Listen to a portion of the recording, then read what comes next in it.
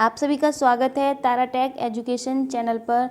आज हम आपके सामने लेके आए हैं परसेंटेज का पार्ट 5, जिसमें हम पढ़ेंगे कुछ अलग क्वेश्चंस जो कि आपके रिलेटेड होंगे भिन्न से।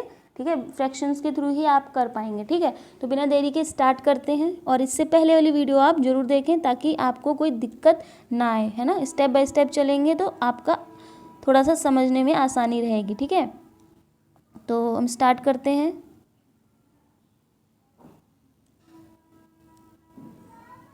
देखिए, हमारे पास एक क्वेश्चन दिया गया है जो कि आप आई होप अच्छे से क्लियरली देख पा रहे हैं।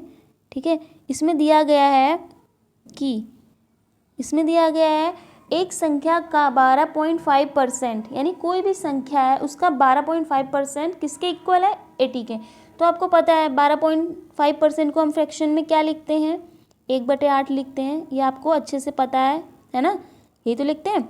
और जो कि 80 के बराबर है, ये हमें समझ में आया। लेकिन इसमें क्वेश्चन में दिया है 62.5% क्या होगा, है ना। तो आपको एक चीज़ अच्छे से समझ में आ रही है कि 62 ये जो इसका है क्या है, इसका 5 गुना है। यानी ये तो एक्चुअल होता है तो 1/8 होगा, लेकिन 5 टाइम्स होगा तो हम इसमें 5 से मल्टीप्लाई कर देंगे ना, किसमें, 1/8 में।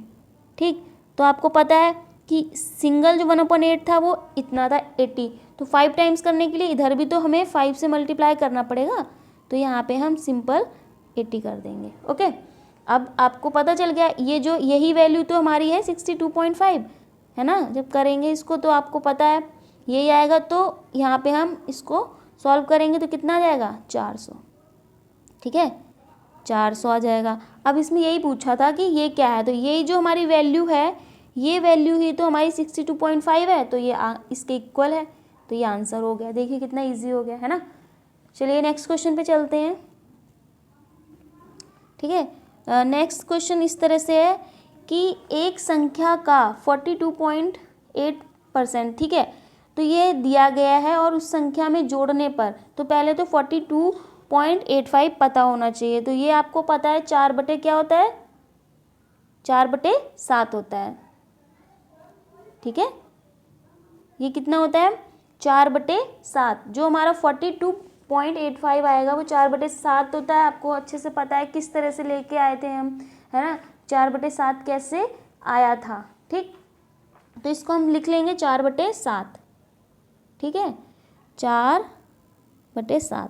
ये पिछली क्लास देखेंगे तो आपको अच्छे से समझ में आएगा ना। ऐसे वीडियो हमारी थोड़ी लेंथी हो जाएगी ज़्यादा, तो इसलिए हम यहाँ पे डायरेक्टली बता रहे हैं। पिछली क्लासेस में हमने इस पर बहुत वर्क किया है। ठीक, तो 4/7 आ गया। ठीक, अब इसमें पूछा है किसी संख्या का इतना है, ये 4/7 उसी संख्या में जोड़ने पर, यानी उसी संख्या में कहा है, यानी जो 4 है वो किसी संख्या का है। ठीक, लेकिन एक्चुअल 7 थी, तो इन्होंने कहा है कि इसी में, यानी उसी संख्या में, यानी 7 में हम इसको अगर जोड़ देते हैं, किसको, जो है उस संख्या का, यानी 7 का 4, है ना। यही तो होता है इसका मतलब कि 7 में से कोई चीज़ है 4, तो ये है 4। ठीक, जोड़ देते हैं तो वो 540 हो जाती है। यानी ये जो जोड़ा है ना हमने, अब ये क्या आ गया, 11। तो ये 11 जो है, 11 जो रेशियो है, यही किसके बराबर हो गया, यही बराबर हो गया 540 के। ओके, तो अब हमें यहाँ से निकाल लिया। ठीक, अगर अब हम यहाँ एक रेशियो की वैल्यू निकाल लेते हैं डायरेक्टली। ये मैंने थोड़ा सा डेटा वैसा दिया है, लेकिन आप कर सकते हैं 540। ठीक है, और यहाँ आ जाएगा डिवाइड में कितना आ जाएगा, 11। तो जब इसको आप सॉल्व करेंगे तो आपसे पूछा वह संख्या बताओ, तो वह संख्या क्या है, वह यानी ओरिजिनल। जब कहेगा वह संख्या तो ओरिजिनल की बात हो रही, यानी 7R आपको बताना है।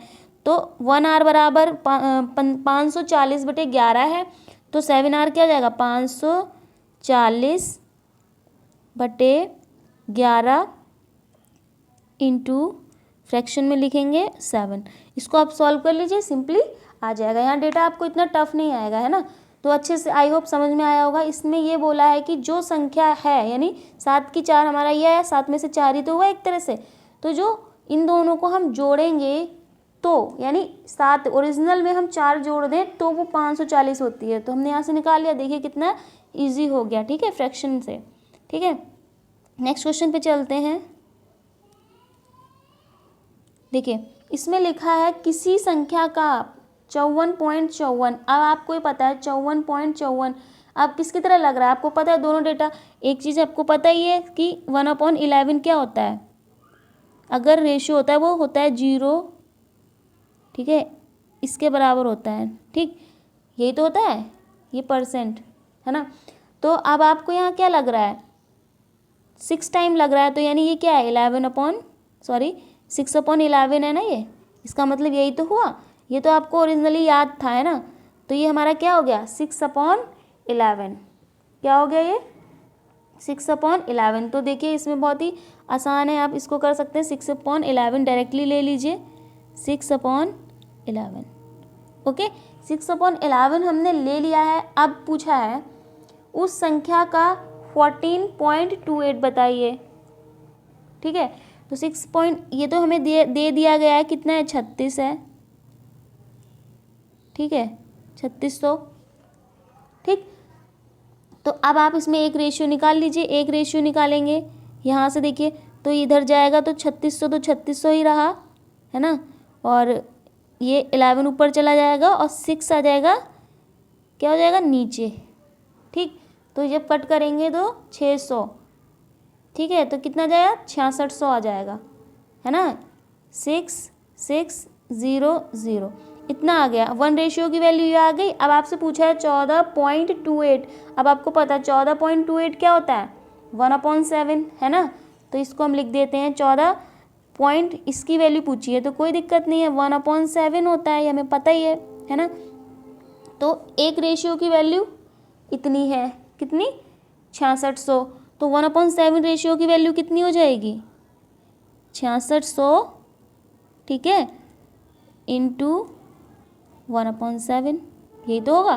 तो आप यहाँ से इजीली निकाल लेंगे, ठीक है। डेटा इतना टफ नहीं आएगा, यहाँ मैंने समझाने के लिए आपको दे दिया है, ठीक है। तो इस तरह से आप कर सकते हैं, ठीक है। अगला इसमें दिया गया है कि किसी संख्या में कोई संख्या है, उसमें 775 जोड़ दिया जाए तो वह संख्या स्वयं की इतनी हो जाती है, ठीक है। अब देखिए यहाँ डेटा लग रहा है, लेकिन आपको एक चीज़ पता है, यहाँ हम सिंपल ये भी कर सकते हैं, 444 को हम क्या लिख सकते हैं 400 + 44, है ना। और ये जो 4/9 है इसको अलग लिख सकते हैं ना, इस तरह से लिख सकते हैं कि नहीं, ये लिख सकते हैं। अब इनको अलग अलग कर लीजिए, परसेंटेज हटाएंगे, हटाते हैं तो हमेशा 100 का डिवाइड होगा, तो इसमें भी 100 का होगा तो 4 आ जाएगा, ठीक है। इसमें भी अब देखिए इन दोनों को अगर ना करें तो भी फ्रैक्शन है, तो 44 4/9 जो हमारा होता है वो 400/9 होता है ना। हम जब इसको करेंगे इसकी इसमें मल्टीप्लाई करेंगे फिर 4 जोड़ेंगे तो 44/9 आ जाएगा, है ना। तो 44/9 यानी 400 आ जाएगा जब इसको हम सॉल्व करेंगे। तो इसमें हम क्या करेंगे 100 से, क्योंकि परसेंटेज हटानी है, जैसे इसमें हटाई थी हमने 400 में डिवाइड करके, ऐसे इसमें करेंगे तो कितना आ जाएगा हमारे पास 4/9, क्या आ जाएगा 4/9, ठीक है। यहाँ से तो हमारा 4 आ गया, इसको किया तो 4/9 आ गया। अब इनको जोड़ लीजिए, कितना आएगा, फ्रैक्शन में है 36, ठीक है, 9 चौक 36 और 4 40 आएगा, 40 और अपॉन में 9 आ जाएगा। अब यहाँ क्या दिया गया है, यदि किसी संख्या में 775 जोड़ दिया जाए तो वह संख्या स्वयं की इतनी गुनी हो जाती है, ठीक। तो वो जोड़ने पे इतनी गुनी हो रही है, यानी 9 थी, इसमें क्या जोड़ा गया है कि 44 आ गया। अब आपको पता है 9 में कितना जोड़ा गया है, तो जो भी हमें निकालना होता है कितना जोड़ा गया कितना घटाया गया, तो उसको हम हमेशा घटा के ही निकाल लेते हैं ना, क्योंकि 9 से कितना आप गिनेंगे थोड़ी ना, 10 11 ऐसे नहीं। तो कितना आ जाएगा 40 में से 9 जाएगा तो 31, यानी आपने इसमें 31 जोड़ा है, ठीक। तो इसमें वही दिया गया है कि 774 जोड़ा गया, तो यानी 31 जो रेशियो है वो किसके बराबर है 775 के, ठीक है ना। यहाँ से आप इजीली कर सकते हैं। तो अब इसमें बताइए कितना हो जाएगा, कितना आएगा 775 दिया गया। अब आप इजीली इसको निकाल सकते हैं, कोई इतना ज़्यादा मुश्किल बात नहीं है, ठीक है। तो 31 आ गया। अब इसको कट करेंगे तो करीब 25 बार जाएगा ये, ठीक है। तो 1 रेशियो बराबर क्या जाएगा 25। अब आपसे पूछा है वह संख्या की बात करें तो यानी वो हमेशा ओरिजिनल ही होती है। तो ओरिजिनल क्या हो जाएगी, जो ओरिजिनल थी वो 9 थी, है ना, 9 ही तो थी। तो 9R बराबर क्या हो जाएगा, 25 से गुणा कर दीजिए। ठीक है, देखिए कितना आसान हो जाता है जब 25 से गुणा करेंगे। 45 और 9 दूनी 18, 19 20 21 22 हो जाएगा, है ना। तो कितना हो जाएगा, 225। देखिए कितना इजी है, इसमें लैंग्वेज पे ध्यान देना है। ठीक है, तो इसमें यही है कि यदि किसी संख्या में 775 जोड़ दिया जाए तो जब जोड़ा जाए तब वो इतनी होती है। ठीक है, तब वो इतनी होती है। तो हमने जोड़ के कर दिया। ठीक है, हमने जोड़ दिया, क्या किया, इसको सॉल्व किया, यानी जो अब हमें एक्चुअल मिलेगा वो जुड़ा हुआ मिलेगा। यानी जो हमारा डिनोमिनेटर था ना 40, सॉरी नोमिनेटर, तो वो जुड़ा हुआ ही ऐड किया हुआ, और जो 9 है वो ओरिजिनल है। तो आपको यही बताना है कि 9 से कितना हो गया 40। क्या जोड़ा 9 में, हमने 31। ओके, तो 31 किसके इक्वल है, 775 के। तो आप इजीली निकाल सकते हैं। तो इस तरह से आपने देखा, बहुत सारी चीज़ें सीख ली होंगी कि कैसे हम परसेंटेज को एक दूसरे से कनेक्ट करके, कैसे हम फ्रैक्शन को परसेंटेज में कनेक्ट करके ईजी बना सकते हैं। तो इस तरह से आप बहुत ही ईजिली कर सकते हैं। ठीक है, एक क्वेश्चन और है, उसे और देख लेते हैं।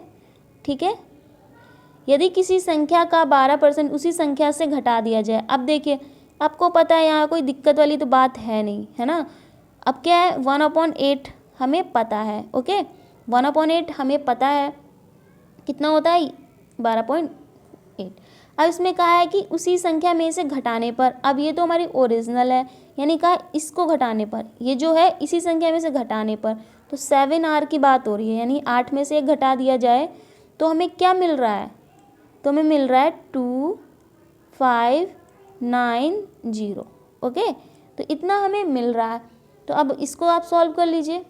तो 1R, हमें यही कोशिश होती है कि 1R निकालें। अभी आपको माइंड में करना होगा, डायरेक्ट अब लिखेंगे नहीं। कितना हो जाएगा, 7 या 21 और 7 7 49, ये आ गया।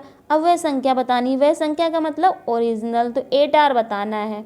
ठीक है, तो 1R पता है, 8R के लिए आप मल्टीप्लाई ही तो करते हैं, ये तो पता ही है ना। तो 8 से कर देंगे और सिंपल आपको आंसर मिल जाएगा। 8 7 56 और 8 3 24, तो आपका करीब आ जाएगा 2960। ओके, तो इस तरह से आप सारे क्वेश्चंस कर सकते हैं बहुत ही ईजिली। अब आपको आई होप कोई भी कन्फ्यूज़न नहीं होगा, और आज आपने सीख लिया कि परसेंटेज को किस तरह से आसानी से डील किया जा सकता है। ठीक है, तो मिलते हैं नेक्स्ट क्लास में परसेंटेज के कुछ नए क्वेश्चंस लेके, जो इसी से रिलेटेड होंगे, थोड़े से मॉडिफाई होंगे, जिसको आप आसानी से कर सकते हैं। तो तब तक के लिए take care and goodbye. And आप मेरे चैनल को लाइक कीजिए, शेयर कीजिए, सब्सक्राइब कीजिए अगर आपको अच्छा लगा है तो, और कमेंट करके ज़रूर बताइए कि आपको किस टाइप की वीडियो पसंद है, मतलब किस टॉपिक पे आप चाहते हैं। और आप इसी तरह से बने रहिए और आप अपना प्यार इसी तरह से बनाए रखिए। Thank you.